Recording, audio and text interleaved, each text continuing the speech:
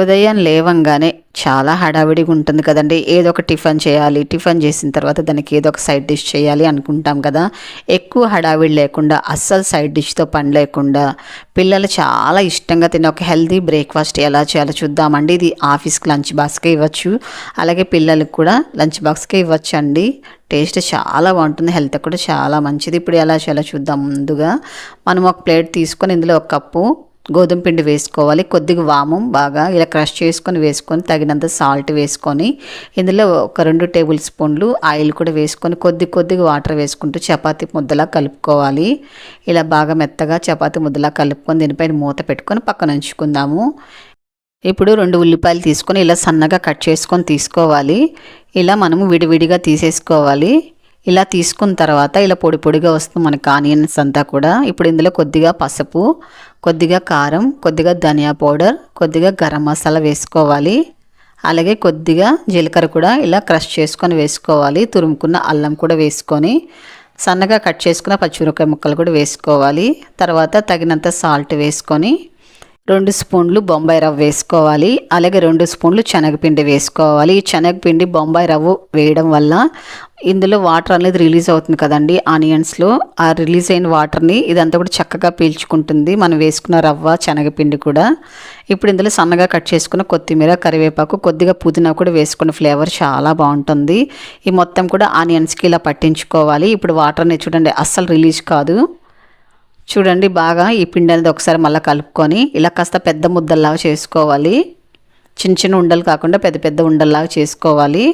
ఇప్పుడు చపాతీ పెట్టి పైన పెట్టుకొని కొద్ది పొడి పిండి చల్లుకుంటూ ఇలా పలచగా ఒత్తుకోవాలి. మరీ పలచగా ఉండొద్దు, అలాగని ఎక్కువ మందంగా ఉండకూడదండి. ఇలా మీడియంగా ఒత్తుకోవాలి చపాతీలాగా. తర్వాత మనము ఈ ఆనియన్స్ అంతా కూడా చక్కగా ఇలా పేర్చుకోవాలి. తర్వాత ఇలా రోల్ లాగా చుట్టుకోవాలి.